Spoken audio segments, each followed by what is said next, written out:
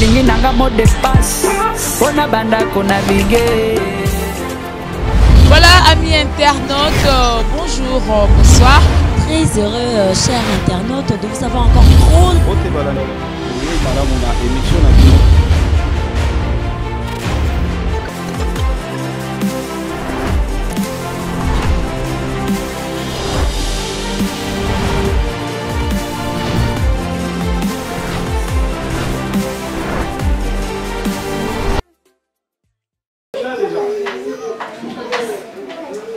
Action.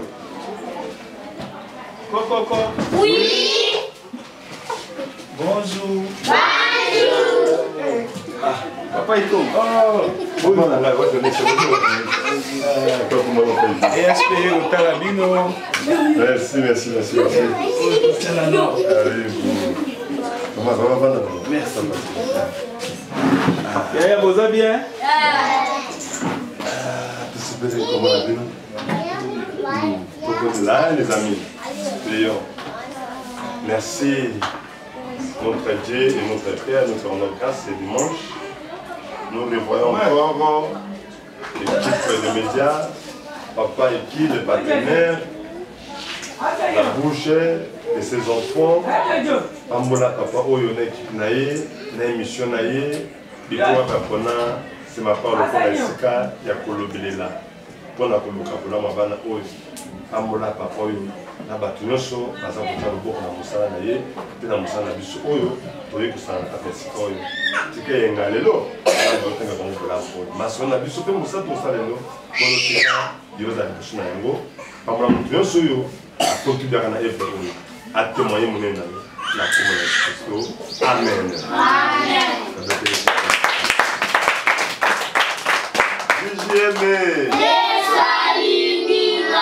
C'est ma première montée pour la biso.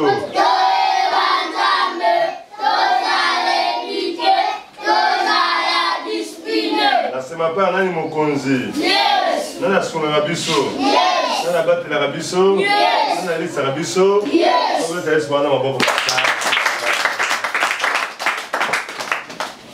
Merci beaucoup ni pas ça mon. Tout va bien. Voilà, chers internautes, vous êtes les bienvenus dans votre émission Short News avec Eki Bumba. Aujourd'hui, dimanche 17 février, tu es rendre visite na bana nabiso, bandeko nabiso, baleki nabiso, awa na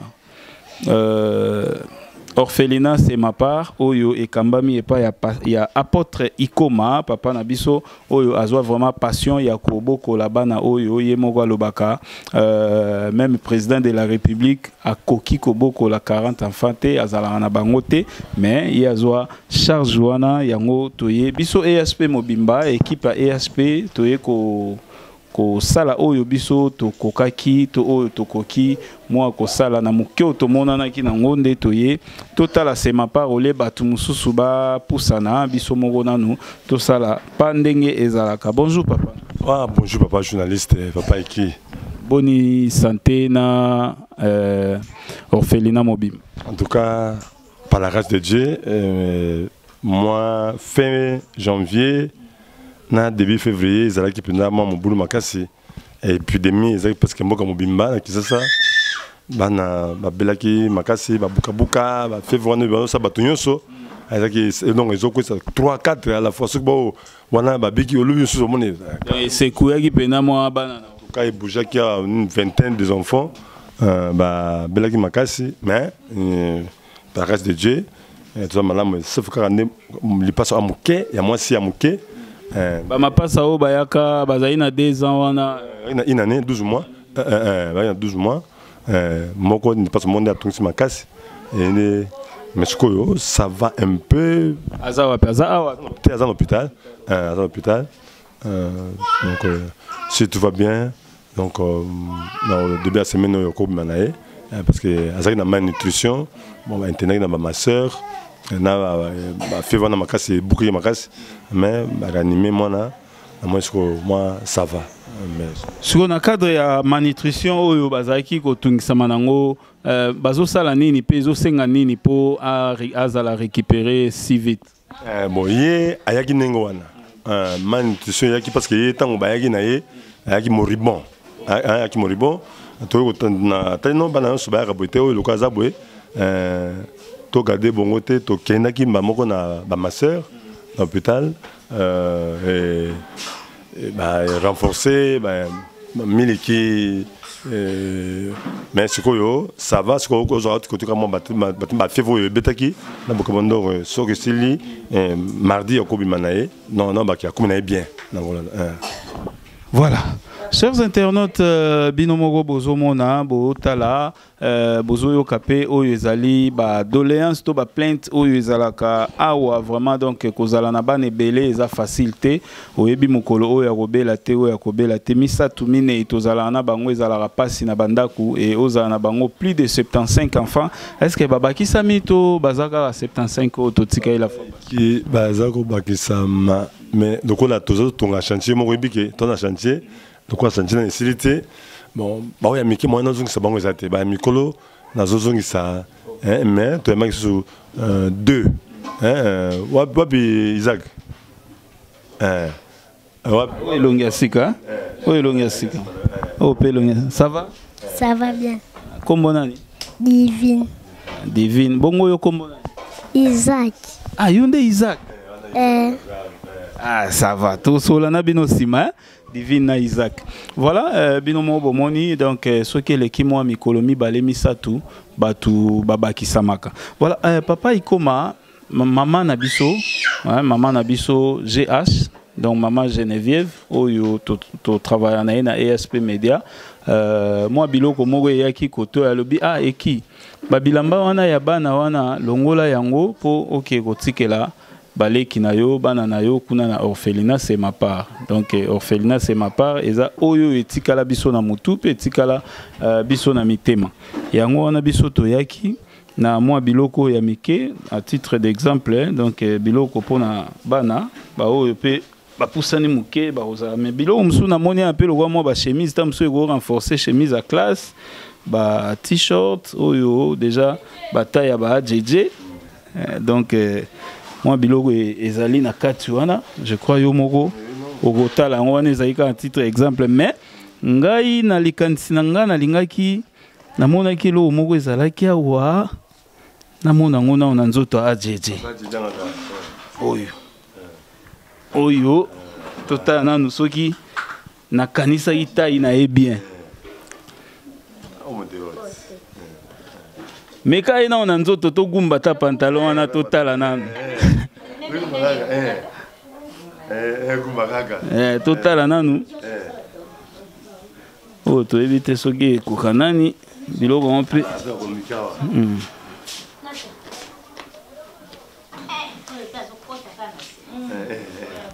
easy boni Moïse papa Moïse wana ta wana sokota sa makolo ta wana comme na ajni Moïse a comme na 10 mois Moïse a comme na 10 mois non en fait Moïse a comme na 10 mois ye tala yo wana sumata ye moka ye Moïse bonjour ça va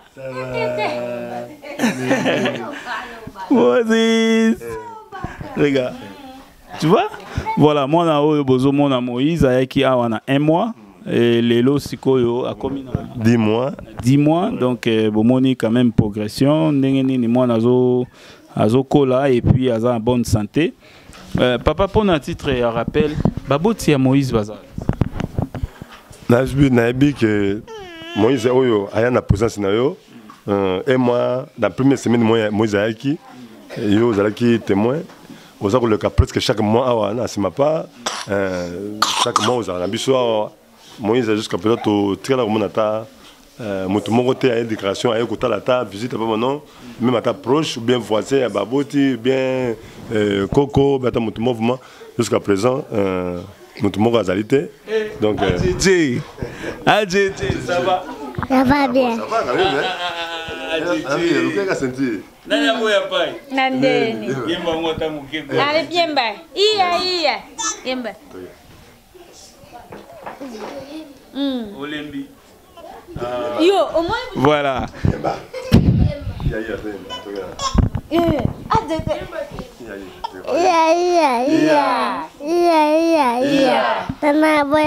Nandeni.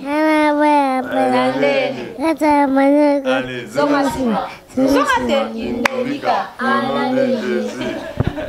Voilà, na moya za pena na courage te.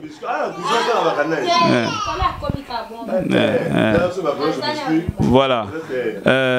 Papa namoni wana ezalika exemple to bimsa nyonso te mais na côté OP sac o to ebité soki ekoya ya nani pona peut-être même na classe côté OP bakanisa mo ba jeune fille o bazali ba kabolaka mo ba pan oyo tamsuko zaka na mo ba maputa ndenge bango moko ba osala eza ba pan donc voilà et moi mon kepe oyo salamaki tolobaki non nako tuna papa bosengezani est-ce que tosomba nango vivre frais tosomba nango nini donc moi détail ndenge ya la ka vidéo ezala rappel important na ebité nini ko kozong c'est là na ba enyo surtout ba banzaki c'est ma part pe oyo bakanisa ba enyo sote to maman Geneviève na libota vraiment maman Geneviève en tout cas ça moto ya ko tonda ko posa merci pe moto ya kosenga nzambe na pambole belé et tant maman Geneviève to sengele bongo vraiment nga pe nazo kita di pambola kita pe pa na yo na micro na yo na cameraman na yo wana JR Bola na wana pene équipe ya makasi HP Media vraiment na nazali donc moko ya ba partenaire ya data ya Felnas Mapa. Merci parce que toi na makalate ba makuta m'a dit sur moi wana siko un petit renforcement et ya kokalinga moi Thompson maman je devais coup de chapeau vraiment parce que l'image elle est là et bana ba souri et ça na ilamba et ça na libumu nzambe na bango apambola yo apambola papa iki apambola jebola vraiment bobo santé et ça la paye ils n'habit que ça sukate toute fois ce qui n'a pas de pambola en tout cas quand c'est kabano yo moko bikuna likolo ba pateza ko fumamela vraiment coup de Japon na ba mosuku ça qui peut année passée na début à mois to ko posa bangote papa iki en tout cas toujours reconnaissé par bateau sur na HPA Media vraiment bako bakosa musala oyo eza musala ya mukolo moko te eza musala ya mutu moko te eza musala mission bo bazui ba pesi moi oyo bo bazui moi oyo en tout cas coup de Japon na boto bo se binote ndambe a kantra bino a pour la bino makasi. Voilà. En tout cas, merci beaucoup Bandeko, Bolandi, moi Mouké.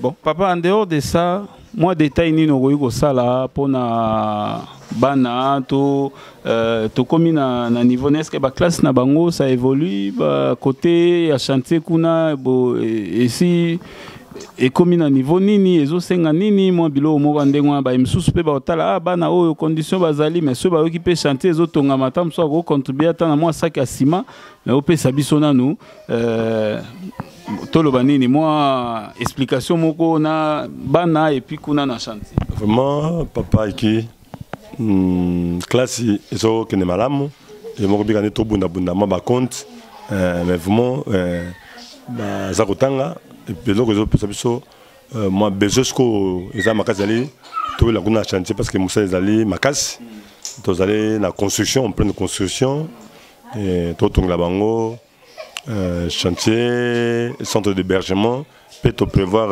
centre médical na katipa yo moko utuko yo kanini bana utuko bela bela na hôpital vraiment toi na ba médecin permanent donc il faut aller à la pédiatrie à tout moment yo moko bi peut-être na biso trop cher. Bon, mais tu peux voir centre médical, qu'on a un chantier, tout ça, Bosenga, Penza, Yassima, Papa Iki, vraiment, toko betape tout, qu'on a aux annonces l'image, bah, tu vas nous battre la parce que c'est la malboité, et on va nous battre l'image, vraiment, on dingue, moi c'est au Kuba, donc jusqu'à présent, tout comme à niveau de la ceinture, et pour bah bien la paix dans la liboso. Après, premier étage, deuxième étage, donc tout en deux niveaux. Moussa a ma casse, besoin de barre de fer, tout a besoin de ciment, tout a besoin de tôle, sable, caillasse, mettre des bébés à Masoubazo, ça a membre de la partie, donc mais il faut des moments toujours dans le micro, HP Media, en tout cas, Bandeko, Bananabiso, en tout cas, Valembate, Basungabison en espèce, pour le reste de la classe, pour la bana, ou pour la classe à bana, pour compte les postes, il faut qu'on a deuxième compte pour avoir token de congé à Pâques. Donc déjà, tout le monde a déjà bougé sur la convocation ici, token de foota, et qu'on a chantier penza ceux qui bina qui bande ko batima boko ti ba décembre et année oyo toko kinga ko kuna mais ceux qui te bande ko asungi peut-être to bande ko neka pas de totika kanenge mais kuna musaza bina makasi koleka makasi bina makasi. Voilà papa Ikoma eza na batu mususu balingaka peta mususu asala likambo na ye epesami sango te ta mususu oleka na nzela ye ASP Media te bon alobi nabengamba moko papa Ikoma bakobenga ye na numéro nini pe kombo nini ta mususu oyo moto alobi bon nasala ta mwa western kombo précision ya kombo na numéro ponyo soto ekoki koleka kaka na biso te ta mususu bakoki kobenga yo moko mbala moko mbango mpo eza pe na bandeko ya bandeko na biso ya JNT service eza agence ya fret bazo frete biloko na Kinshasa na Congo Brazza pe na Angola donc agence moko JNT service ezali Jésus notre trésor. Les agences ya fret alors bango pe bakanisa ki batalaki vidéo ya semapa na tindelaki bango babi bango pe mikolo eza koya en tout cas ba osala pa na bango koya awa na semapa ta mususu pe bakoki kobenga yo yango pe sa numéro na yo téléphone na kombo na mobimba ndeko mususu pe o azotala vraiment micro ya HPK Media et maintenant ko fichier numéro na biso ya téléphone pour na bola mbana oyo. Vraiment, toi, témoignage, batubele, benga biso, na numéro oyo, ne to pasaka na émission biso ya HPK Media, zali plus 243 89 85 13 087. Toro Bandela, plus 243 89 85 13 087. On a au bien responsable, le représentant, président, il y a Orphelinat, apôtre Josué Ikoma. On a le responsable de Orphelinat, numéro Yangoana. Orphelinat, ils ont mis à venir Boma, numéro 72, na commune ya Selembao, référence na biso penza. À tous na poto, aux États-Unis, en Amérique, au Canada, Asie, ils ont un hôpital à Sana, au monde entier, et que Sango, ils ont un hôpital à Afrique centrale, Bapion, Afrique centrale, ils ont des soins, la tuberculose, l'hôpital à sanatorium, l'hôpital à Sana. Donc, à tout une adresse, on bon à s'étendre. Ce que tu n'as bateau na Selemba hôpital à Sana, ils ont hôpital à Sana. Na Sana, au Tunika, na entrée hôpital à Sana, au na panneau na biso zaliwana, au na Semapa, au Felina, bateau bazana, ils allaient petit ya cambiste, ils allaient bana basé bateka moi ba mgu bazana, ti bataba pharmacie, bata boutique, ba yebi ba ko diriger na Simasana, na numéro 72, la commune ya Selemon na quartier Inga, nde okutabana oyo, bazali liboso ya micro na biso. Voilà, merci beaucoup et bon dimanche naba na nyonso tout oyo to kuti a na kat na wesika to moni pe mama mbia ko saela bango matembele kuna jie ozwa mama mbia o saela bango na mama Victorine donc ba ego tala mama Victorine a yo tala bana. Voilà, donc c'est une bonne chose au bana na biso nyonso tout. Voilà, to komi vraiment na suka ya émission na biso oyo to yaki ko sala visite awa kota la bana na biso baleki na biso bandeko na biso awa na kati ya Semapa ezalaki ya bino ekibumba oyo a présenter ki émission. Merci na JR Bola oyo asimbela biso caméra donc bo mesana déjà na kombo ya JR Bola parce que bilili bozomona c'est grâce à JR Bola hein mojadi mokoto Weston soi-disant. Voilà, nous sommes arrivés à la fin. To pesibino nyonso mbote, bon dimanche na ba nyonso tout balandara biso e ope balingara ASP Media ata pe baona babandi olinga biso te to pesibino ka mbote po bokota to lingi bino kaka. Voilà, et c'était Ekibumba ou a présenté l'émission Tolobinde Tolobana Suka émission na biso ensemble na bino. Glory be to God. Gloire et zonga panae. Bye.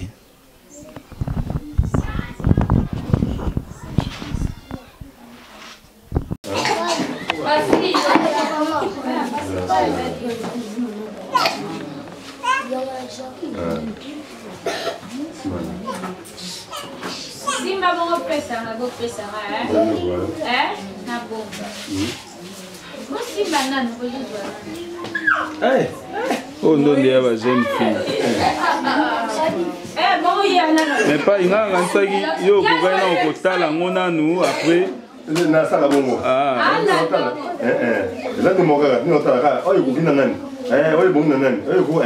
Mais quand on a.